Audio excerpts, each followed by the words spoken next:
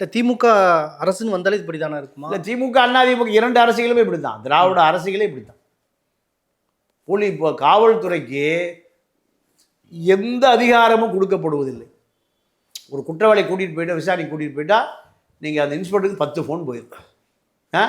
ஆளுங்கட்சி, எதிர்கட்சி, எதிரி கட்சி, முன்னாள் கட்சி, இன்னாள் கட்சி, ஏங்க நம்ம ஆளு கொஞ்சம் பார்த்துங்க, நம்ம ஆளு கொஞ்சம் பார்த்துங்க.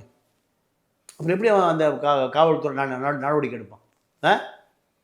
பல A+ ரவுடிகளை அரசியல்வாதி தான் பயன்படுத்துகிறான். ரியல் எஸ்டேட் நம்ம டி நகர் சத்யாவுக்கு தெரியாத ரவுடிகளே இல்லை. எல்லாம் நீங்கள் ரியல் எஸ்டேட் அத்தனையும் நீங்கள் இப்போ சத்யா தான் ஏடிஎம்கே கவர்மெண்ட் வந்தால் சத்யா தான் யார் இல்லை அனைத்து குற்றவாளிகளையும் ரியல் எஸ்டேட்டுக்கு பயன்படுத்துகிற ஆள் டி நகர் சத்யா தான். திமுக வந்தால் தனசேகர் பையன் ஒரு கூட படிக்கிற பையனை காரை முன்னாடி நசுக்கி பின்னாடி நசுக்கி முன்னாடி நசுக்கி. அப்போ எவ்வளோ தைரியம் இருந்தால் அவன் ஒரு 1.5 கோடி ரூபா காரில் எவ்வளோ வேலையும் பண்ணுவான்? அவன் சொந்தக்காரன் பூரா தெருவில் வந்து போடுறான பிறகு தான் எஃப்ஐஆரை போட்டாங்க. கமிஷனர் அருண் எங்கேருந்து ஃபோனு திமுக தலைமையில் ஏப்பா நடவடிக்கை எடுக்காத, செத்து போயிட்டா நடவடிக்கை எடுக்காத.